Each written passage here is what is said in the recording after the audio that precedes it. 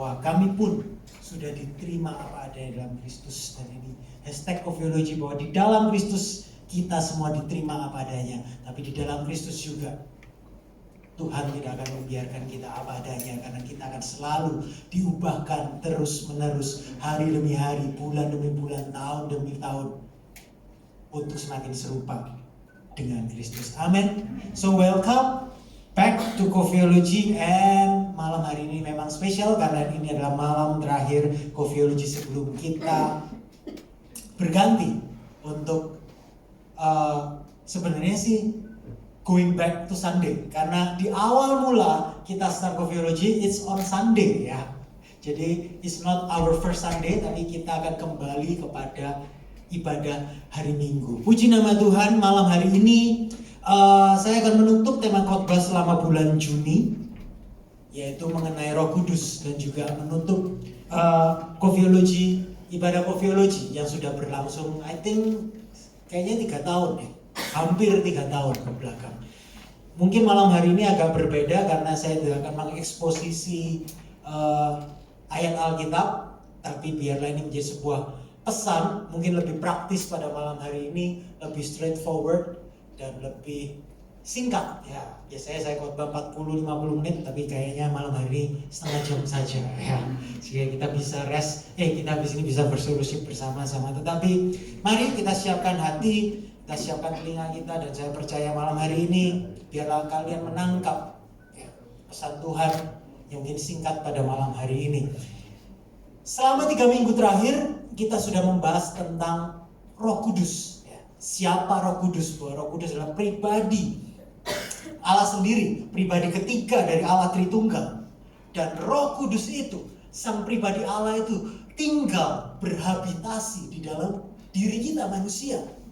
Roh Kudus tidak keluar masuk, tapi dia benar-benar tinggal di dalam diri orang percaya. Dan Roh Kudus yang adalah seorang pribadi, dia punya kehendak, dia punya misi. Dan kita belajar bahwa misi Roh Kudus, misi utama Roh Kudus adalah memuliakan Kristus. Ibarat sebuah spotlight itu mengarahkan kepada sebuah objek. Roh Kudus adalah spotlight yang mengarahkan sinarnya supaya kita dapat melihat Kristus. Itu misi utama Roh Kudus. Jadi Roh Kudus selalu memuliakan Kristus. Roh Kudus tidak menarik perhatian kepada dirinya sendiri, tapi menjadi spotlight, menjadi lampu sorot kepada Yesus Kristus. Minggu lalu, Jumat lalu kita belajar dia adalah Paraklete, dia adalah penolong yang selalu membersamai kita, menuntun, menopang, menolong, menuntun hidup kita. Dan Roh Kuduslah yang mentransformasi diri kita untuk memampukan hidup kudus, memampukan kita melakukan kehendak Allah. Nah, malam hari ini saya mau menutup seri Roh Kudus ini dan menutup Coviology dengan begini, bahwa sepanjang pembahasan kita tentang Roh Kudus itu, kalau kalian perhatikan, itu berkaitan dengan apa yang Roh Kudus kerjakan di dalam kita dan untuk kita. Roh Kudus mentransformasi kita, Roh Kudus membuat kita bisa percaya kepada Yesus, Roh Kudus yang menguduskan kita, Roh Kudus yang mentransformasi kita, Roh Kudus yang merubah kita. Tapi tahukah teman-teman, saudara-saudara, bahwa perubahan diri kita bukanlah tujuan akhirnya, tapi tujuan Roh Kudus tinggal dalam kita, tujuan Roh Kudus mentransformasi kita, tujuan Roh Kudus memenuhi kita, tujuan Roh Kudus tinggal di dalam kita adalah untuk kita jadi saksi Kristus. Amin. Dan saya mau kita pulang pada malam hari ini, bahwa apa yang Kristus sudah kerjakan di dalam diri kalian, kalian keluar, kalian jadi saksinya Kristus. Let me put this way, bahwa yang utama, bahwa kita ini dipanggil untuk percaya sama Kristus. Dan kalau kita bisa percaya, kita diselamatkan hanya oleh anugerah. Itu adalah karya Roh Kudus yang kita terima dengan iman. Tetapi itu bukan tujuan akhirnya. Tujuan akhirnya adalah kalian menyaksikan apa yang Roh Kudus kerjakan dalam diri kalian, apa yang Kristus kerjakan dalam diri kalian. Anugerah Kristus yang besar itu, kalian dipanggil untuk menyaksikan itu kepada semua orang di luar sana. Amin. Jadi kita semuanya dipanggil menjadi saksi. Kalau kita sudah menerima anugerah Injil, kita ditransformasi oleh kebenaran Injil yang dikerjakan oleh Roh Kudus, maka Injil tidak menghasilkan penonton, tapi Injil menghasilkan saksi. The gospel of Jesus Christ is not produced just as spectators, but it produces saksi, witnesses, right? And we are all, semuanya kita dipanggil untuk menjadi saksi. Tujuan gereja bukan untuk mengumpulkan sebanyak-banyak orang, hanya untuk duduk menyaksikan pujian penyembahan yang indah, melodi yang indah, mendengarkan khotbah yang memotivasi, mendengar khotbah yang lucu, mendengarkan khotbah yang bisa membangkitkan semangat. That's not the goal, itu bukan tujuannya. Tetapi tujuan gereja seharusnya adalah yang kumpul di sini loh, waktu keluar jadi apa? Kristus datang ke dunia, dia memanggil ke-12 muridnya, dikatakan murid. Keberhasilan Kristus, yes, dia menyelamatkan seluruh umat manusia melalui pengorbanannya. Tetapi di akhir hidupnya Yesus mengutus ke-12 muridnya, dan keberhasilan Yesus adalah 12 muridnya itu. Ya, minus 1 Yudas sudah diganti, ya kan? 12 murid itulah dia menghasilkan beribu-ribu murid yang baru. Menyaksikan Injil menghasilkan 3.000, 5.000, berlipat-lipat. Kalau kita baca Kisah Para Rasul, that's the work of the Holy Spirit. Itulah pekerjaan Roh Kudus yang dikerjakan pada murid-muridnya. Dan murid-muridnya tidak sekedar menjadi penonton, tidak sekedar menerima kuasa Roh Kudus, anugerah Roh Kudus untuk dirinya sendiri, no. Tapi dia, mereka, kita dipanggil untuk menjadi saksi. Keluar dari tempat ini, keluar dari ibadah ini, keluar dari kofiologi ini, keluar dari apapun yang kalian anggap sebagai ibadah. Tujuannya adalah untuk kalian keluar menjadi saksi Kristus. Amin. So Injil tidak menghasilkan penonton dan tidak seharusnya menghasilkan penonton, tapi Injil harusnya menjadikan kita saksi-saksi Kristus. Bukan karena Tuhan tidak dapat melakukannya sendiri atau Tuhan butuh bantuan kita, tetapi karena Dia mau kita ambil bagian dalam rencana ilahinya untuk memberitakan apa yang Kristus sudah kerjakan di dalam diri kita lebih dahulu. Amin. Yang siap jadi saksi Kristus bisa angkat tangan tinggi-tinggi. Puji Tuhan, ada hampir separuh lebih. Yang angkat tangan, yang puji Tuhan, yang tangannya terangkat, saya berdoa benar-benar kalian tidak sekedar angkat tangan karena saya suruh atau tergerak oleh emosi, tapi ketika kalian keluar, kalian kembali ke tempat kalian masing-masing, kalian benar-benar menjadi saksi-saksi Kristus. Amin. Mari kita baca ayat bacaan kita pada malam hari ini yang saya ambil dari Kisah Para Rasul, pasal yang pertama, ayat ke-4 sampai ayat ke-8. Kisah Para Rasul, ayat yang pertama, ayat 4 sampai ke-8. Ayat keempat saya mulai. Pada suatu hari ketika ia makan bersama-sama dengan mereka, yakni kisah tentang Yesus ya. Sebelum Yesus terangkat ke surga, dia mengumpulkan murid-muridnya. Ini kisahnya Yesus berpesan kepada murid-muridnya terakhir kali. Kisah Para Rasul 4, Kisah Rasul pertama ayat yang ke-4 sampai ke-8. Pada suatu hari ketika ia makan, Yesus bersama-sama dengan mereka, murid-muridnya, ia melarang mereka meninggalkan Yerusalem dan menyuruh mereka tinggal di situ menantikan janji Bapa. Yang demikian katanya, telah kamu dengar daripadaku, sebab Yohanes membaptis dengan air, tetapi tidak lama lagi kamu akan dibaptis dengan Roh Kudus. Maka bertanyalah mereka yang berkumpul di situ, Tuhan, maukah engkau pada masa ini memulihkan kerajaan bagi Israel?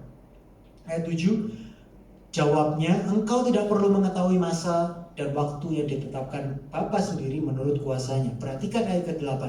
Tetapi kamu, murid-murid kita, akan menerima kuasa kalau Roh Kudus turun ke atas kamu. Dan kamu akan menjadi saksiku di Yerusalem dan di seluruh Yudea dan Samaria dan sampai ke ujung bumi.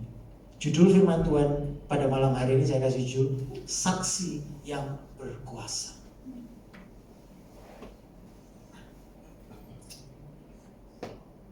Saya tidak mengenal orang yang tidak ingin memiliki dampak di dalam hidupnya.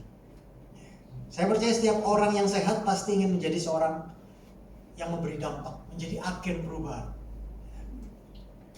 Tidak ada dari kita yang dibesarkan dengan sebuah mimpi. Saya mau hidup saya ini cuma bangun, pergi sekolah atau pergi kerja, pulang, terus just doom scrolling medsos atau nonton Netflix sampai ngantuk, terus tidur, and then repeat the cycle again sampai nafas terakhir. Jadi mungkin ada yang matanya sini, objection, kayaknya aku nggak keberatan deh kalau hidupku kayak gitu. Bolehkah saya jujur bahwa mungkin kalau kita merasa seperti itu sebenarnya itu tidak mungkin naluri kita. Kalau kita punya ide bahwa hidup itu it's okay, cuma bangun, kerja, doom scrolling, tidur, and then repeat again. Mungkin kita sampai punya pikiran seperti itu, pasti punya angan-angan bahwa hidup cukup seperti itu, hanya karena kita kecewa terhadap kehidupan, keputusasaan, ketidakadilan dalam dunia yang terjatuh dalam dosa yang menyebabkan, yang menjadi faktor-faktor kita ini jadi orang yang sudahlah, hidupnya ini buat apa sih? Usaha.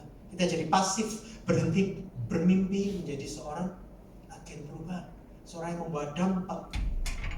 Tetapi bolehkah saya jujur bahwa di dalam diri kita telah tertanam DNA yang mengatakan bahwa kita nggak seharusnya jadi orang yang hanya buang-buang waktu saja. Kita seharusnya tidak menjadi orang yang sekedar hidup untuk memenuhi dunia. Bukankah kalau kita sering desperate atau kita dengar orang yang desperate dalam hidupnya, seringkali yang muncul dari mulut mereka dalam konversasian mereka apa? Buat apa aku hidup kalau kayak gini aja? Dalam statement itu saja sebenarnya itu kan sebuah ironi. You know bahwa sebenarnya hidup kalian, hidup kita itu adalah untuk berbuat sesuatu, benar? Sehingga kalau kita gagal atau kita dikecewakan karena kita not making something, tidak ada perubahan, tidak ada dampak, maka kita frustasi. Dan memang itulah faktanya bahwa kita diciptakan untuk kita ini menjadi agen perubahan. Kita diciptakan untuk kita membawa dampak. Dan malam ini saya mau kita semuanya mengerti satu hal. Tidak peduli apapun latar belakang teman-teman, saudara-saudari semuanya yang saya kasih dalam Tuhan. Mungkin kita ada yang seorang pebisnis atau sekedar ibu rumah tangga. Mungkin kita seorang pimpinan perusahaan, direktur, CEO, atau kita seorang pegawai biasa. Mungkin kita seorang orang tua, atau kita sekarang jadi seorang anak. Kita seorang mahasiswa, atau kalian adalah freelancer, atau sedang berusaha belajar berwira swasta, ataupun mungkin sedang mencari pekerjaan. Apapun latar belakang kita semuanya, malam hari ini saya mau kita menyadari bahwa Tuhan telah menetapkan kita, setiap orang yang percaya, untuk hidup membawa dampak. Karena kalian tahu bahwa berita terbesar yang akan membawa dampak tidak hanya untuk 10 tahun, tidak hanya untuk 50 tahun, tidak hanya untuk 100 tahun di dunia ini, tapi dampaknya untuk kekekalan. Itu dititipkan kepada kalian dan kepada saya. Yaitu apa? Untuk kita jadi saksi Kristus. Dan berita yang membawa dampak, kabar baik Injil tentang Kristus itu adalah yang dititipkan Tuhan pada kalian dan pada saya. Amin. So, saya mau malam hari ini simple, kalian tangkap bahwa kalian yang telah diselamatkan, kalian yang mengaku bahwa Yesus Kristus adalah Tuhan, sudah mengubahkan kalian, dan Roh Kudus yang sudah mentransformasi diri kalian. Satu-satunya bentuk nyatanya adalah kita jadi saksi Kristus. Roma 1 ayat 8 tadi, tetapi kamu akan menerima kuasa. Bahasa aslinya pakai nama dunamis. Dan ini yang akan kita bahas. Kalau Roh Kudus turun ke atas kamu, dan kamu akan menjadi saksiku di Yerusalem dan di seluruh Yudea dan Samaria dan sampai ke ujung bumi. Pada waktu ayat ini ditulis, memang Roh Kudus belum dicurahkan. Ini Kisah Para Rasul ayat 1. Roh Kudus tercurah di Kisah Rasul pasal 2. Sekarang kita tahu bahwa Roh Kudus sudah dicurahkan. Benar?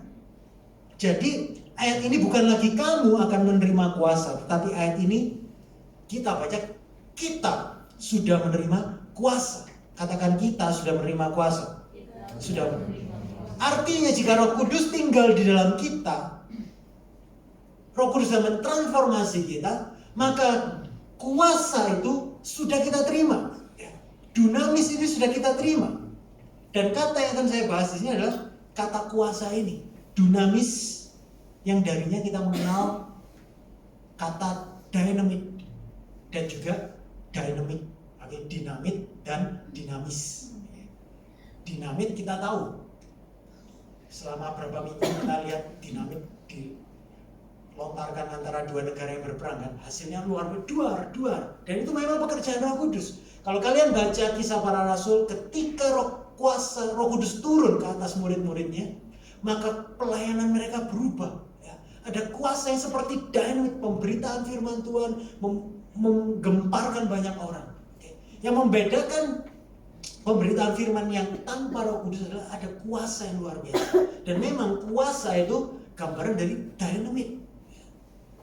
Tetapi yang saya mau bahas adalah kata yang arti kata selanjutnya, yaitu dinamis. Dinamis itu kalau kita di dunia bisnis, kalau kalian lihat perusahaan yang dinamis, wah, jadi kan perusahaan yang berkembang, perusahaan yang fluid, perusahaan yang dapat setiap musim bisa beradaptasi, bisa terus grow. Itu kita kenal sebagai perusahaan yang dinamis. Nah, saya belajar, saya search kata dinamis itu. Artinya apa sih? Dinamis itu adalah sebuah kata sifat yang artinya adalah adaptif. Selalu bersedia untuk berubah. Aktif, tidak pasif. Progresif. Bukan Kristen progresif, tapi progresif dalam hal selalu menuju kepada kemajuan. Okay? Progress, selalu mau lebih baik, selalu ingin jadi lebih baik. Positif, baik dalam kelakuan, dalam tindak. Energik, punya energi, tidak mudah lelah, tidak mudah letih, dan kreatif. Ternyata kuasa, kalau Roh Kudus turun, kita juga diberikan kuasa dunamis. Kita jadi adaptif, kita jadi aktif, kita jadi progresif, kita jadi positif, kita jadi energik, kita jadi kreatif. Nah, apa kaitannya dengan saksi? Tahukah bahwa Kisah Para Rasul itu berbicara tentang murid-murid dipanggil menjadi saksi untuk memberitakan Kristus. Dan saya percaya, bukan kebetulan dikasih, kalau Roh Kudus turun ke atas kamu, kuasa yang dinamis itu diperlukan untuk kita menjadi saksi Kristus, untuk kita memberitakan kabar baik Injil. Bahwa kalau kita benar-benar merasakan sukacita keselamatan yang sudah kita terima oleh karya Kristus yang dikerjakan Roh Kudus dalam diri kita, sukacita keselamatan ini nggak mungkin kita ini nggak mau berbagi dengan orang-orang sekitar kita, benar? Tapi untuk berbagi kita pun juga perlu adaptif, kita pun juga perlu aktif, kita pun juga perlu terus berprogres, kita perlu terus berpikiran positif, kita perlu energi, dan kita perlu kreatif untuk memberitakan kabar baik Injil ini. Dan itu adalah kuasa yang Roh Kudus kerjakan dalam diri orang percaya. Tidak sekedar dikasih tugas beritakan kabar baik Injil, tapi Roh yang sama juga memampukan kita untuk kita memberitakan kabar baik Injil ini dengan kuasa yang dinamis. Gereja pun juga tidak hanya sebagai perusahaan, tapi gereja pun juga, kalau gereja itu dipenuhi oleh kuasa Roh Kudus, maka gereja pun itu akan selalu adaptif, akan selalu aktif, progres, akan selalu positif, energik dan kreatif dalam apa? Menjadi saksi-saksi Kristus. Dan saya kalau lihat ke belakang, bukan menyombongkan diri atau just reflektif. Oviology itu bukan nama yang saya cetuskan, itu adalah inisiatif dari waktu pertama kali kita kumpul di coffee shop, ya kan? Itu tanpa nama.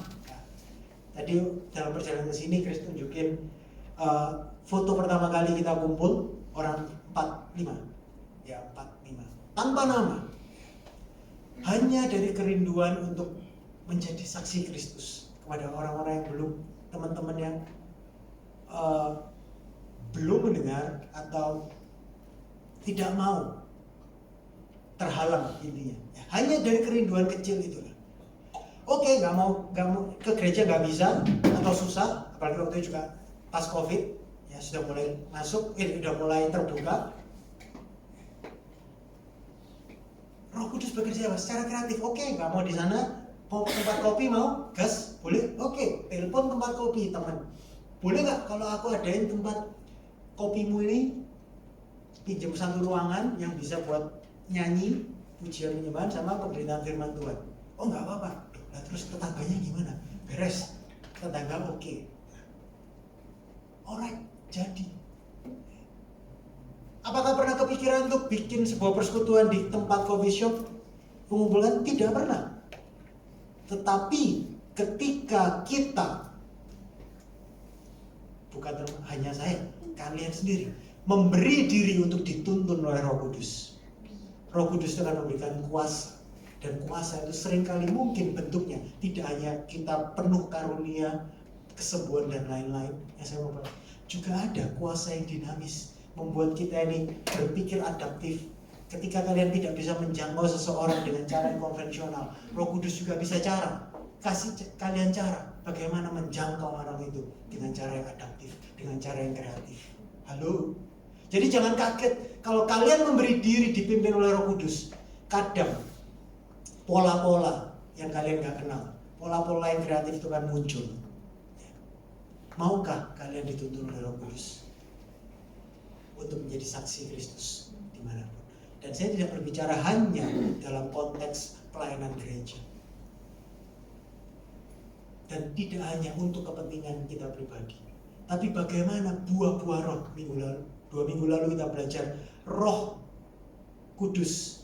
Kalau kita tinggal, buktinya apa? Muncul buah-buah roh. Kasih, sukacita, damai, sejahtera, kesabaran, kemurahan, kelemah lembutan, dan lain sebagainya. Ini loh yang kalian jadi saksi itu tidak sekedar untuk menyaksikan, untuk seperti dalam konteks pelayanan atau kami, tapi bagaimana kalian bisa mengampuni orang yang menyakiti kalian, bagaimana kalian menjadi orang yang lebih sabar, bagaimana kalian bisa jadi orang yang lemah lembut. Bukankah itu juga apa yang Roh Kudus kerjakan dalam diri kalian? Dan seringkali untuk kita jadi lemah lembut, kita perlu mungkin Tuhan dipimpin dengan cara-cara yang positif. Contoh dalam kehidupan rumah tangga, seringkali terjadi percekcokan. Bukan berarti seorang pendeta dan istrinya yang lain tidak pernah bercekcok ya. Pertengkaran itu sering terjadi, bukan gak sering, pernah terjadi ya. Nah, benar-benar pernah terjadi. Mau minta maaf tapi gengsi, benar. Tetapi kalau Roh Kudus ada, apa yang terjadi? Ada pertentangan. Aku tahu aku harusnya minta maaf, tapi aku nggak mau karena gengsi. Tetapi yang unik, dan saya percaya ini juga adalah kuasa yang dinamis. Kadang permintaan maaf kita bisa Tuhan, bisa Roh Kudus kerjakan dengan cara-cara yang kreatif, ya kan? Menuntun kita untuk memaafkan dengan cara yang kreatif. Dan itulah kuasa Roh Kudus yang memimpin setiap kita orang percaya untuk buah-buah roh ini benar-benar terasa, tercicipi oleh orang di sekitar kita. Tapi Roh Kudus juga adalah roh yang dinamis, yang akan membuat buah-buah roh yang keluar dari dalam kita ini dicicipi oleh rekan-rekan sesama kita dengan cara-cara yang adaptif, aktif, kreatif, dan lain sebagainya. Amin. Jadi kalau Roh Kudus turun ke atas kita, kita akan menerima kuasa. Kita sudah menerima kuasa yang dinamis itu, dan dinamis juga bisa berarti kreatif, adaptif, progresif, selalu ingin yang terbaik, selalu ingin lebih lagi. Oke, aku sudah mengasihi, aku ingin lebih mengasihi lagi. Oke, aku sudah merasa aku lemah lembut, tetapi kok dipertemukan lagi dengan orang yang mengasah kelemah lembutan kita. Tuhan, Roh Kudus, aku nggak mampu. Roh Kudus adalah kuasa yang dinamis. Jadi jangan heran kalau kalian, kayaknya aku sudah dibanding yang berapa tahun lalu, sekarang aku sudah jauh lebih sabar. Jangan kaget dipertemukan dengan siapa yang waduh, kayak kok gak sabar-sabar. Ya memang, karena selalu menuju kepada kemajuan, progresif. Amin. Buah gak selalu kecil. Buah tumbuh gak langsung besar, tapi dari kecil. Bagaimana itu bertumbuh seringkali ya? Dipertemukan dengan besi menajamkan besi, manusia menajamkan manusia. Jadi kalau dipertemukan dengan orang-orang yang bikin pusing atau bikin ya itulah bagaimana Roh Kudus mengerjakan progresif dalam diri kita. Amin. Nah, selanjutnya kamu akan menerima kuasa dunamis, yang dinamis itu. Kalau Roh Kudus turun ke atas kita, dan kamu akan menjadi saksi di Yerusalem, Yudea, Samaria, dan ke ujung bumi. Kita, kalau kalian baca kisah para rasul, itu adalah kisah tentang bagaimana Roh Kudus bekerja dengan luar biasa, dynamic and dinamis. Tapi tujuan utamanya adalah memberitakan Kristus, memberitakan apa yang Kristus sudah lakukan bagi semua orang, yaitu kabar baik keselamatan itu. Jadi kita kalau dipenuhi Roh Kudus itu bukan untuk diri kita sendiri, tapi untuk kita menjadi saksi. Dan saksi dimulai dari mana? Dikatakan dari Yerusalem, Yudea, Samaria, dan ke ujung bumi. Yerusalem, saya langsung saja. Yerusalem itu berbicara tentang yaitu kita jadi saksi kepada orang-orang yang paling dekat dengan kita. Orang-orang yang kita bisa anggap this is my people. Ya, mungkin gampangnya ya kita jadi saksi buat komunitas rohani ini ya. Sudah seritme, sefrekuensi, ya kan? Mudah sebenarnya dalam tanda kutip, mudah untuk mengasihi, menjadi saksi kepada orang-orang yang di dekat lingkaran terdekat kita. Yerusalem. Tetapi nggak sampai di sana. Kita juga dipanggil jadi saksi di Yudea. Yudea itu apa? Mungkin orang-orang yang lebih jauh dari lingkaran terdekat kita. Yerusalem itu kota, Yudea itu provinsinya, ya kan? Orang-orang di luar kita, mungkin siapa tetangga kita atau orang yang tinggal dekat kita, tapi berbeda dengan kita, mungkin rekan kerja kita. Kita dipanggil jadi saksi buat mereka. Lalu Samaria ini adalah gambaran dari orang-orang yang terbuang, orang-orang yang tidak dianggap, orang-orang yang aku gak kumpul sama dia. Yesus berkali-kali, salah satunya Yohanes 4, wanita Samaria yang dia temui di sumur. Semua orang kaget, Yesus kok kumpul sama orang Samaria? Kenapa? Karena orang Yahudi tidak kumpul sama orang Samaria. Tetapi Yesus berpesan kepada murid-muridnya, kalau kamu penuh dengan Roh Kudus, kamu jadi saksi itu. Gak cuma buat orang-orang Yahudi saja, gak cuma buat orang-orang di sekitar kalian yang masih Yahudi, tapi juga orang Samaria, orang-orang yang gak seharusnya kita kumpul bersama, orang-orang yang dibuang. Kita juga dipanggil untuk menjadi saksi buat mereka. Dan saya harap itu yang jadi semangat, kerinduan kita semua. Not just my people, bukan hanya orang my own, tapi yang tidak sama dengan kita, yang berlawanan dengan yang kita dalam tanda kutip yang kita sebenarnya nggak suka, di luar our comfort zone. Tapi Tuhan Yesus bilang, kamu jadi saksiku juga di Samaria buat mereka. Mereka juga perlu kabar baik. Kalau mereka tidak mendengar kabar baik, terus siapa? Kalian mau berdampak, mereka lah yang perlu mendengar kabar baik itu. Dan kita dipanggil juga untuk menjadi saksi buat orang-orang yang terbuang, orang-orang Samaria. Dan yang terakhir dikatakan sampai ke ujung bumi. Ujung bumi itu kata dulu, ujung bumi itu berbicara tentang orang-orang yang kita tidak kenal, kita sangka-sangka tidak tahu siapa itu. Jangan kaget kalau Roh Kudus juga bisa tuntun kita untuk kita berjumpa dengan orang-orang yang kita nggak pernah bayangin aku bakal bertemu, aku bakal punya kesempatan untuk aku jadi saksi Kristus buat mereka. Dalam perjalanan yang sepanjang saya melayani, Tuhan mungkin belum ke luar negeri ya. Ini memang ujung bumi dan bisa literally luar negeri. Tetapi orang yang tidak kenal berapa banyak sudah dijumpai. Pak. Kalau kita memberi diri dipimpin oleh Roh Kudus, kita punya hasrat menjadi saksi. Jangan kaget kalau Tuhan pertemukan, bukan hanya buat orang-orang yang setipe, yang selingkaran, yang kita senang, tapi Roh Kudus juga akan bawa kita berjumpa, menemui untuk kita jadi saksi buat orang-orang yang mungkin tidak terbayangkan kita akan kenal. Amin. Maukah kita jadi saksinya? Mungkin pertanyaan bagaimana aku jadi bersaksi itu? Bukan artinya kalian pulang dari sini, kalian belanja Alkitab online shop, kemudian besok kan Sabtu, ya. Pas hari libur di Kayu Tangan Heritage kan pasti ramai. Ya. Dan kemudian beli online langsung di Kayu Tangan Heritage, kalian bagi-bagi Alkitab dan panggil orang, ayo terima Tuhan Yesus, terima Tuhan Yesus. Street evangelism. And I believe ada orang-orang yang memang terpanggil untuk melakukan itu. Ya. Sabtu lalu di Alpiko ada konser rohani yang dilakukan, konser rohani berapa? 2 jam ya. Ada orang-orang yang terpanggil untuk melakukan itu, good.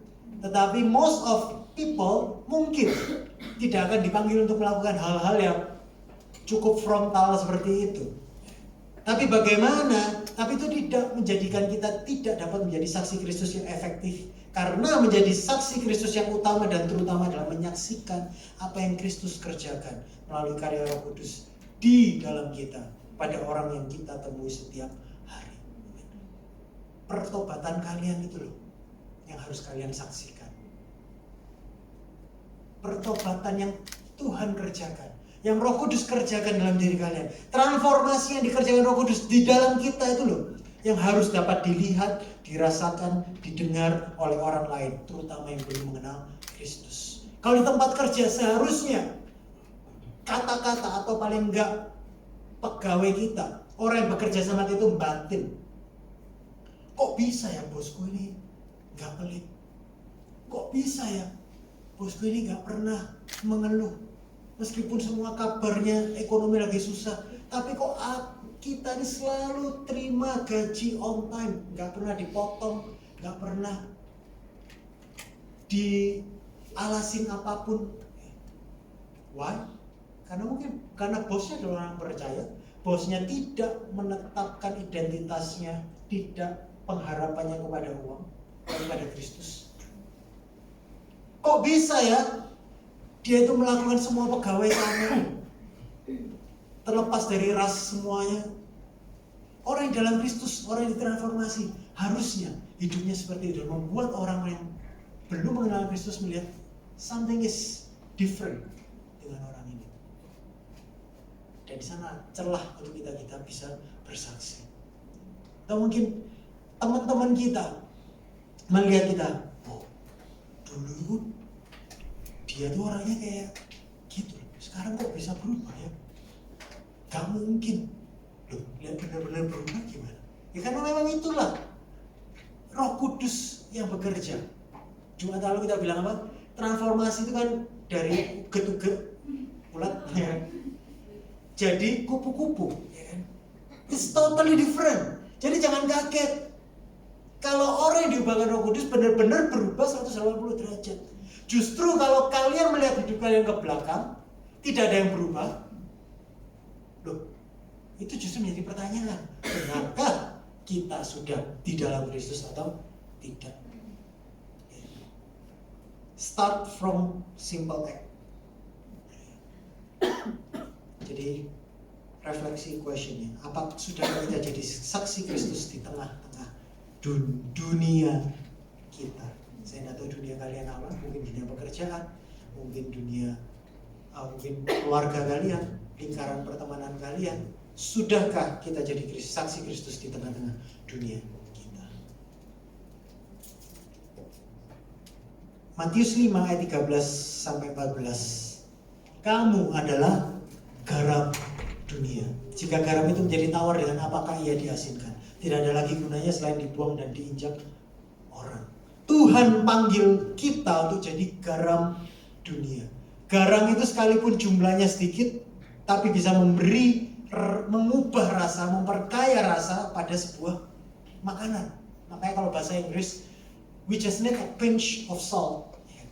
Cuma butuh sedikit, tapi it's life changing. Itulah gambaran yang firman Tuhan katakan bahwa kita, kamu bisa jadi garam dunia? No. Dikatakan kamu adalah. Jadi ini bukanlah opsi, bukanlah opsional, bukanlah sebuah motivasi, tapi adalah sebuah konsekuensi. Ketika kita jadi murid Kristus, ketika kita mengaku kita sudah di dalam Kristus, maka kita adalah garam dunia. Masalahnya adalah, apakah kita sudah menjadi garam dunia?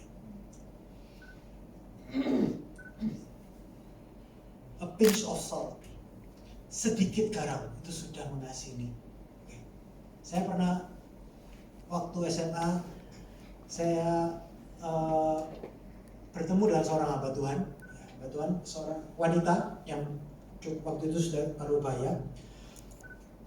Saya nganterin dia karena saya dulu dekat sama pendeta saya. Ini ada tamu dari Indonesia, biasanya saya punya mobil, jadi saya mengantarkan kemana-mana. Nah, yang menarik, pendeta ini tiap kali masuk mobil saya, terima kasih Tuhan Yesus. Lalu keluar, waktu itu kita beli kopi ya. Beli kopi, terima kasih Tuhan Yesus. Terima kopinya, sip pertama, terima kasih Tuhan Yesus. Duduk, santai, Tuhan Yesus, terima kasih Tuhan Yesus. Sampai ngitungin berapa kali ya dia ngomong terima kasih Tuhan Yesus. Apakah ada sesuatu yang magnificent terjadi? Tidak. Tetapi saya tidak pernah lupa kejadian itu, mengingatkan orang ini kok mudah sekali ya berterima kasih kepada insiden-insiden kecil yang seringkali kita take it for granted, sudah biasa. Tapi dia begitu aware bahwa bisa duduk tenang, menikmati perjalanan dengan mobil yang nyaman, atau duduk di kafe seruput kopi sambil ngeliatin orang jalan. Terima kasih Tuhan Yesus. Mungkin orang lain bilang, aduh terlalu fanatik. Tapi bagaimana kalau sudut pandang dibuat beda? Bagaimana kalau itu? Memang harusnya kita semakin kenal Kristus. Kristus tinggal dalam kita semakin aware in everything bahwa Tuhan Yesus bekerja. Orang dalam Kristus tidak mengenal yang namanya kebetulan. Kalau kebetulan, bukankah itu ada satu tangan yang bekerja, yaitu ada tangan Tuhan yang berkuasa. Semakin kita aware, dari hanya kata terima kasih, itu membekas dalam hidup saya for a last time. I don't know about you, maybe kalian adalah garam dunia. Kalian berjumpa dengan orang, mungkin kalian cuma bisa senyum.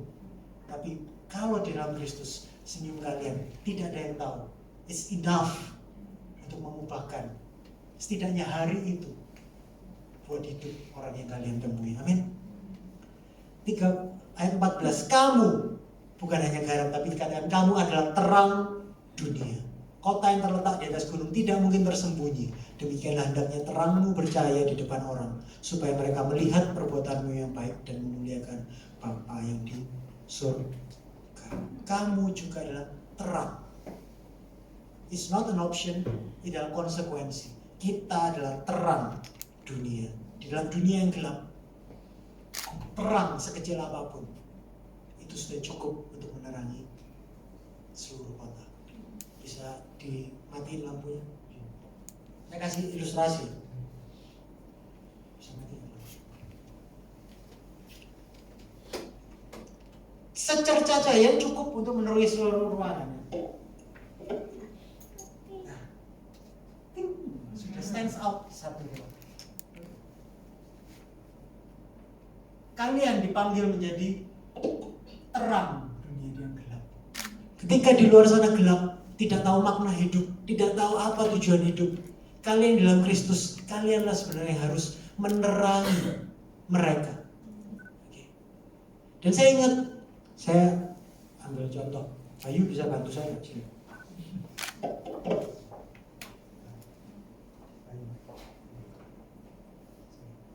Mazmur 119:105 berkata, firman-Mu itu pelita bagi kakiku dan terang bagi jalanku. Sebenarnya firman itu, kita ini yang punya firman. Dan firman dikatakan pelita bagi kaki dan terang bagi jalan. Firman itu menuntun jalan kita. Orang yang dalam kegelapan tidak tahu jalan. Kita yang harus menuntun jalan. Kita yang punya firman. Harusnya kita jadi terang bagi mereka, menuntun mereka jalan. Tapi seringkali apa? Kita yang tahu firman, menuntunnya bukan menuntun jalan ya, tapi menuntun firman itu. Kita ahli dalam pakai firman untuk tunjuk-tunjuk. Makanya orang itu gak suka kadang sama orang Kristen. Kenapa? Karena bukannya kita yang tahu firman untuk menunjuk jalan, tapi kita buat menghakimi orang. Padahal kita yang punya terang, yang wajib untuk tuntun mereka jalan, dirangkul jalan. Sampai apa? Sampai mereka dapat berjumpa dengan Kristus. Amin. Tapi masalahnya begini. Stop. Nah, kadang roh kalau nggak dinamis itu, dunia sudah di sana. Ini anggaplah dunia ya, dunia yang gelap. Dunianya sudah berjalan ke sana, udah cepat. Contoh anggap. Tapi kita yang punya firman ini jalannya pelan, nggak adaptif. Gereja kadang nggak adaptif, kita nggak adaptif. Dunia sudah sampai sana, dunia kan cepat berubah. Kita yang bergeraknya susah. Akhirnya kita menerangi siapa ya? Kok nggak ada yang diterangi? Harusnya kan jalan sama-sama. Bahkan yang benar adalah harusnya kita yang jalan lebih cepat, kita yang giring mereka sampai mereka berjumpa dengan Kristus. Amin. Terima kasih. So, kita adalah terang dunia, dan dunia yang gelap ini semakin maju, dunia nggak tambah terang, dunia tambah gelap. Dan kalian dan saya adalah harapan bagi dunia. Bukan karena kita hebat, bukan karena kita kuat, bukan kita pintar, tapi karena kita yang punya terang itu, yaitu Kristus. Kita yang punya kabar baik itu bagi dunia yang gelap. Dan itu Tuhan titipkan buat kalian dan saya. Maukah kita jadi saksi-saksi Kristus? That's my question. Dan saya akan tutup dengan ini. Mungkin ada yang tahu ini lukisan apa? Ini lukisan Van Gogh, pelukis Belanda. Apa judulnya, ada yang tahu? Yes, Starry Night. Chris tahu karena dia punya puzzle-nya. Ini ilustrasi. Ini adalah gambar dari Vincent van Gogh, seorang pelukis terkenal Belanda, sebuah masterpiece. Tapi tahukah kalian siapa Van Gogh, Vincent van Gogh? Ayah dan kakek Van Gogh adalah seorang pendeta di gereja Reform Belanda. Vincent van Gogh pada mulanya itu bercita-cita menjadi seorang pendeta Reform seperti papa dan kakeknya. Sejak kecil dia ingin bercita-cita menjadi seperti papa dan kakeknya. Tetapi masalahnya, ternyata Vincent van Gogh ini punya masalah dengan kestabilan mentalnya. Ada yang bilang dia itu mengidap depresi atau bipolar. Tapi dia berkemauan keras mengejar panggilannya sebagai pendeta. Jadi Vincent van Gogh masuk sekolah teologi. Dia jadi mahasiswa teologi, dan dia juga menjadi seorang yang terjun menjadi seorang misionaris. Dia ditugaskan ke sebuah kota pertambangan di negeri Belgia. Di kota pertambangan itu dia melihat kehidupan para penambang yang sangat berat. Para penambang-penambang di Belgia itu hidup dengan sangat miskin, dan mereka belum kenal Tuhan Yesus. Dalam surat-surat yang ditulis oleh Van Gogh, dia menulis bahwa dia mengagumi pelayanan dan kerendahan dari Kristus. Sehingga ketika dia di negeri Belgia, ketika dia melayani sebagai misionaris kepada para penambang, dia memberikan semua pakaian yang dia punya pada saat itu untuk membantu para penambang-penambang di Belgia itu. Van Gogh tersentuh dan digerakkan Tuhan untuk berbuat banyak buat para penambang itu. Dia berkata bahwa Yesus Kristus yang menjadi inspirasiku. Dia menulis bahwa dia mengagumi pelayanan dan kehendak Kristus yang adalah inkarnasi Allah yang Maha Kuasa. Kok mau Allah lahir ke dunia? Kok mau dia lahir di sebuah palungan? Kok rela Allah itu tinggal di dunia dan dia menderita? Dan Vincent van Gogh mau hidup seperti Yesus. Dalam catatannya dia juga menulis, Yesus adalah Tuhan yang menyelamatkan. Dia menghibur, dia menguatkan setiap manusia. Tapi sayangnya, keadaan Vincent van Gogh yang tidak stabil ini membuat pejabat berwenang gereja Reform Belanda pada waktu itu menolak Vincent van Gogh untuk dapat meneruskan cita-citanya sebagai menjadi seorang pendeta maupun menjadi seorang misionaris. Meskipun dia adalah orang yang baik, pelayanannya adalah pelayanan di ladang pelayanan baik. Ya, dia membantu dengan luar biasa. Dia menyerahkan seluruhnya. Tapi hierarki gereja Reform Belanda pada waktu itu menolak Van Gogh untuk meneruskan pelayanannya maupun untuk meneruskan studinya.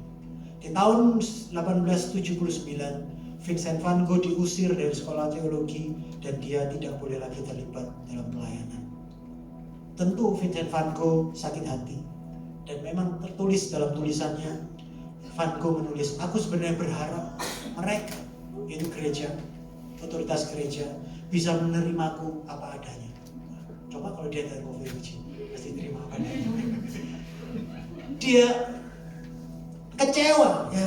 Aku sebenarnya berharap mereka gereja bisa menerimaku apa adanya, seperti Yesus menerima aku apa adanya. Tetapi meskipun Vincent van Gogh mengalami pahitnya penolakan gereja, sebenarnya Vincent van Gogh tidak pernah meninggalkan Tuhan. Tahu dari mana? Karena dia menulis dalam catatannya, agama bisa berlalu, tetapi Tuhanku tetap untuk selama-lamanya. Mimpinya menjadi pendeta telah kandas, dan Vincent van Gogh melanjutkan kehidupan dengan hidup bersama adiknya yang namanya Theo. Nah, kebetulan Theo ini berprofesi sebagai pedagang lukisan. Jadi Theo ini yang mensponsori Vincent van Gogh untuk menjadi seorang pelukis supaya kakaknya Vincent van Gogh ini punya penghasilan.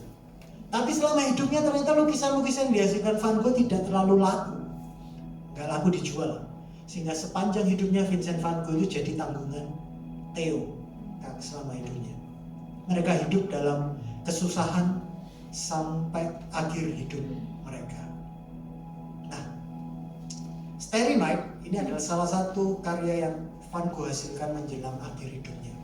Kurang lebih 1 tahun setelah dia melukis lukisan ini, Vincent van Gogh mengakhiri hidupnya sendiri di usia yang masih sangat muda, 37 tahun, seusia saya. Kenapa saya menunjukkan lukisan ini? Kalau kalian lihat, perhatikan, ini adalah lukisan pemandangan sebuah desa atau sebuah kota kecil lah ya, di tempat Van Gogh tinggal. Pemandangannya ini di malam hari, makanya namanya Starry Night, malam berbintang, Starry Night. Tapi kalau kalian lihat, perhatikan perkotaan yang dilukis Van Gogh ini, ada rumah-rumah kecil yang menyala lampunya di malam hari. Tapi ada sebuah bangunan yang cukup besar dibandingkan rumah-rumah di sekitarnya. Dan bentuknya mirip apa nih? Mirip gereja atau katedral pada waktu itu. Dan ditelusuri dari surat-surat Van Gogh, memang ternyata dia sedang melukis sebuah gereja. Tapi apa yang menarik dan menyedihkan, gerejanya tidak bersinar. Gerejanya gelap, tidak bersinar, tidak menjadi terang. Gereja yang seharusnya menerima Vincent van Gogh sudah mengecewakan Vincent van Gogh. Kita adalah gereja juga. Kita tidak dipanggil jadi monumen, kita jadi saksi-saksi Tuhan. Kita tidak dipanggil untuk jadi gereja yang mati lampunya, tapi kita dipanggil untuk jadi gereja yang menyinari kegelapan. Kita dipanggil untuk menyaksikan kebesaran Allah yang besar itu. Dan dunia yang gelap, malam yang gelap membutuhkan sinar terang itu untuk mereka dapat mendapatkan pengharapan. Dan malam ini saya mau katakan bahwa kalian dan saya dipanggil untuk jadi garam dan terang bagi dunia yang gelap. Dunia tidak semakin akan menjadi baik, dunia akan semakin menjadi gelap. Tapi justru di sana kabar baiknya. Ketika kegelapan semakin gelap, secercah cahaya itu akan semakin mudah terlihat dan mudah menarik perhatian. Maukah kita jadi saksi-saksinya Kristus? Izinkan saya memberi. Saya tahu malam hari ini adalah kebaktian ibadat reprofiologi dan kita akan ganti hari Minggu. Dan faktanya mungkin ada dari kalian yang tidak dapat juga menghadiri hari Minggu. Tapi saya berdoa dimanapun kalian ditempatkan, kalian tertanam, ya, kalian beribadah, kalian tidak berhenti menjadi orang-orang yang penuh kuasa untuk menyaksikan Kristus, karena dunia butuh kabar baik Injil ini. Dan izinkan saya memberi kita definisi tentang gereja. Gereja adalah gerakan orang-orang biasa yang penuh dengan kuasa Roh Kudus yang luar biasa.